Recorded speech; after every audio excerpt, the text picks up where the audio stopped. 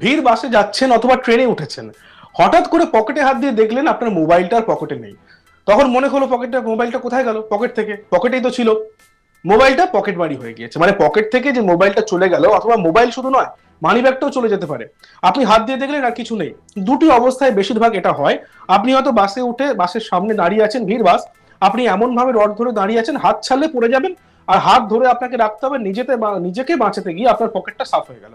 আর অন্য সময় ট্রেনের ক্ষেত্রেও তাই হয়, ভিড়ে আপনি নামতে যাচ্ছেন, নামার সময় আপনার পেছন থেকে তুলে নিল, এবং এই কাজটা এত সূক্ষ্মভাবে করা হয় না, মানে বলা যেতে পারে এটা একটা কেরামতি। মানে সত্যি পকেট মারের কেরামতি, যার ফলে আপনি বুঝতেও পারেন না। আবার এমন সময় মারে যখন আপনি বুঝতে পারলেও কিছু করতে পারেন না। আমাদের শহরেও এরকম জিনিসটা হয়।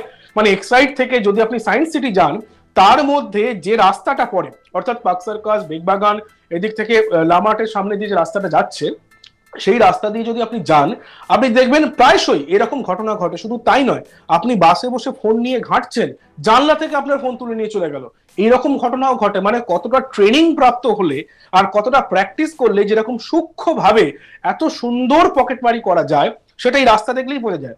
আর এইরকমই এক পকেটমারির ঘটনা ঘটতে চলেছিল। মানে সব সময় যে পকেট মারা কেরামতি দেখিয়ে চলে যেতে পারে সেটাও কিন্তু নয়। পকেট মারা কিন্তু কেরামতি দেখাতে গিয়েও নাকানি চোবানি খেয়ে যায়। হ্যাঁ, মানে পকেট মারাও নাকানি চোবানি খায়, কারণ তারাও মানুষ, তাদের দ্বারাও ভুল হয়।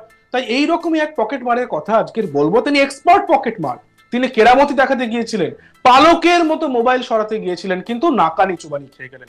কি হলো না, দিন দিন চুরির ঘটনা বেড়ে চলেছে, আবারও চুরির ঘটনা ঘটলো। আর এবারের ঘটনা মুর্শিদাবাদের রঘুনাথগঞ্জের উমরপুরের ট্রাফিক মোড়ের, অর্থাৎ পকেট মারির ঘটনা, সেটা মুর্শিদাবাদের রঘুনাথগঞ্জে ঘটেছে। এক মোবাইল চোরকে হাতে নাতে ধরে ফেলে এলাকাবাসী। এক যুবকের মোবাইল ও অপর ব্যক্তির যে মানে পকেট কেটে টাকা নিয়ে নেয় বলে অভিযোগ। তাকে ধরে ফেলতেই তার কাছ থেকে মোবাইলটি উদ্ধার হয়, যদিও টাকা নেওয়ার অভিযোগ অস্বীকার করেছে সেই চোর সন্দেহে ধৃত ওই ব্যক্তি। তাকে ধরে পুলিশের হাতে তুলে দেয় স্থানীয় লোকজন। ওই যুবককে আটক করেছে পুলিশ। অভিযুক্তের বাড়ি জঙ্গিপুর বলেই জানা গেছে। অর্থাৎ মুর্শিদাবাদের রঘুনাথগঞ্জের ঘটনা, এই আমাদের শহর কলকাতার ঘটনা নয়। মানে পকেটমারি দৌরাত্ম্য বা এই ধরনের পকেটমারি বা ফোন চুরি, এই দৌরাত্ম্যটা যে শুধুমাত্র কলকাতাতে আছে, কলকাতার ভিড় বাসে ট্রেনে হয় সেটা নয়, জেলাতেও হতে পারে। সেই জেলাতেই এরকম এই ঘটনা ঘটলো। কোথায় না, মুর্শিদাবাদের রঘুনাথগঞ্জের উমরপুরে ট্রাফিক মোড়ের এই ঘটনা। এক মোবাইল চোরকে হাতে নাতে ধরে ফেলে এলাকাবাসী। সেই এক যুবকের মোবাইল এবং অপর এক ব্যক্তির পকেট কেটে টাকা নিয়ে নেয় বলে তার বিরুদ্ধে অভিযোগ, এবং তাকে ধরে ফেলতেই তার কাছ থেকে মোবাইলটি উদ্ধার হয়। যদিও টাকা নেওয়ার অভিযোগ অস্বীকার করেছে চোর সন্দেহজিত ওই ব্যক্তি।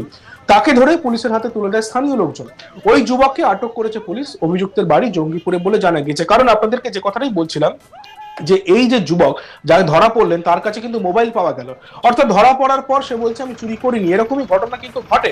আপনারা প্রায়শই দেখতে পাবেন যে পকেটমারি করে সে কিন্তু নিজেও বলে চোর চোর বলে পালিয়ে যায়। তো এই ঘটনাগুলি খুবই কমন, সচরাচর দেখা যায়। তো যে ঘটনাটি মুর্শিদাবাদে ঘটেছে, সেই বিষয় নিয়ে আমাদের প্রতিনিধি গোপাল ঠাকুর একটি প্রতিবেদন তুলে ধরেছেন। আমরা দেখবো তার প্রতিবেদন। রঘুনাথগঞ্জের অমরপুর ট্রাফিক মোড়ের এক মোবাইল চোরকে হাতে নাতে ধরে ফেলে এলাকাবাসী। এই ঘটনায় ব্যাপক চাঞ্চল্য ছড়ায় এবং প্রথমে ওই ধৃত যুবককে রীতিমতো গণপিটুনি দেয় জনতা।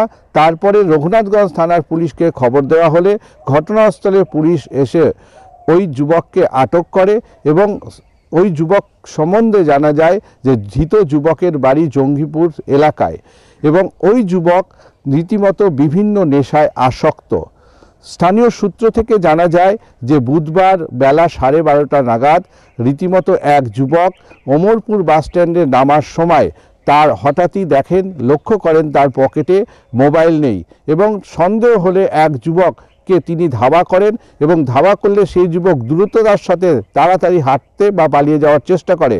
তখন ওই যুবক দৌড়ে গিয়ে সেই যুবককে আটকানোর পরেই তাকে জিজ্ঞাসা করেন মোবাইল নিয়েছেন, কিন্তু সেই জিজ্ঞাসা করার পর ওই ধৃত যুবক রীতিমতো অস্বীকার করে। তারপরে তাকে তল্লাশি চালানো হয়। তল্লাশি চালানোর পরেই তার পকেট থেকে ওই যুবকের রীতিমতো মোবাইল পাওয়া যায়। আর এই মোবাইল পাওয়ার পরেই জনতা তাকে উত্তম মধ্যম দেয়।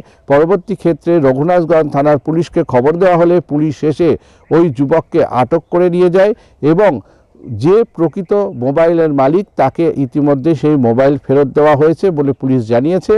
অন্যদিকে এই যুবক বিভিন্নভাবে নেশার সাথে আসক্ত বলে জানা গেছে এবং দেখা যাচ্ছে যে প্রতিনিয়ত সমাজের যুব সমাজ বিভিন্ন নেশার সাথে যুক্ত হয়ে বিভিন্ন ধরনের নেশা করছেন এবং সেই নেশার টাকার চাহিদা মেটাবার জন্য বিভিন্ন অপরাধমূলক কাজের সাথে যুক্ত হচ্ছেন।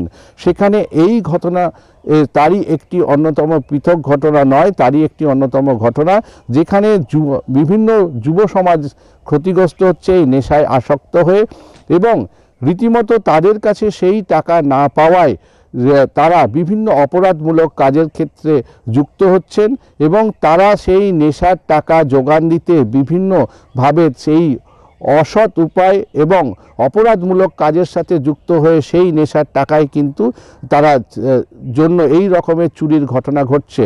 অন্যদিকে দেখা যাচ্ছে পুলিশ ঘটা করে বিভিন্ন ক্ষেত্রে বিভিন্ন থানার আইসি ওসিরা রীতিমতো সাধারণ মানুষের কয়েকশো মোবাইল রীতিমতো সমারোহ করে তারা কিন্তু প্রকৃত মালিকের হাতে এই চুরি যাওয়া মোবাইল বা হারিয়ে যাওয়া মোবাইলগুলো ফেরত দিচ্ছেন। কিন্তু প্রতিনিয়ত বিভিন্ন চুরির সাথে যুক্ত এই ধরনের কিন্তু র্যাকেটগুলো দীর্ঘক্ষণ মুর্শিদাবাদ জেলায় কিন্তু বেড়েই চলেছে, তা নিয়ে কিন্তু বেড়ে চলেছে এবং বিভিন্ন যুবক এই ধরনের চোরা যে পরিস্থিতি এবং চুরির সাথে যুক্ত যুবকদের কিন্তু অপরাধমূলক কাজের সাথে যুক্ত সংখ্যা কিন্তু দিনের পর দিন বেড়ে চলেছে। আর এই ধরনের চুরি রীতিমতো সমাজের বিভিন্ন ক্ষেত্রে দেখা যাচ্ছে যে কখনো সাইকেল, কখনো বাইক, কখনো হয়তো এই মোবাইল চুরির মতো ঘটনা ঘটছে। তাই ইতিমধ্যেই পুলিশ পুরো বিষয়টি তদন্তে নেমেছে এবং রীতিমতো নাগরিক সমাজ চিন্তিত যে বেশি সংখ্যক যুবক কিন্তু এই নেশায় আসক্ত হয়ে এই ধরনের অপরাধমূলক কাজের সাথে যুক্ত হচ্ছেন, যা নিয়ে কিন্তু রীতিমতো নাগরিক সমাজ চিন্তিত। অর্থাৎ এই মুর্শিদাবাদের ঘটনা নতুন নয়, কলকাতাতেও এরকম ঘটনা ঘটে। আর এই ঘটনাগুলি থেকে বাঁচতে বেশিরভাগ মানুষ কিন্তু কয়েকটা পথ অবলম্বন করে থাকে, যদিও এই পথগুলি যে সবসময় গ্রহণযোগ্য সেটা কিন্তু নয়। যেমন ফোনটাকে ব্যাগের মধ্যে রাখা, ব্যাগের একদম ভিতরে রাখা, ব্যাগটাকে সামনে নিয়ে চলা, ভিড়ের সামনে না দাঁড়ানো এবং আমরা অনেক সময় এই পকেটে ফোনটা ঢুকিয়ে রাখি, সেটা না করা, বুক পকেটে ফোনটা কম রাখা এবং সবসময় চেষ্টা করা যে বাসে যদি ওঠা হয় বাসের পিছন দিকে চলে আসা। কারণ যারা পকেট মারি করে তারা কিন্তু পিছন দিকে সে পকেট মারি করে না, তারা সামনে থেকেই পকেট মারি করে নেমে যায়। তাই এরকম ঘটনা হয়তো যে কোনো কারোর সঙ্গে হতে পারে, কারণ মোবাইলের মধ্যেই আমাদের সবকিছু রয়েছে। সেই মোবাইলের মধ্যে কন্ট্যাক্ট থেকে শুরু করে জিমেল সবকিছু। তাই এই মোবাইলটিকে এবং পকেট মারি থেকে বাঁচাতে নিজের পার্সকে সাবধানে রাখতে হবে, ওয়ালেটকে সাবধানে রাখতে হবে।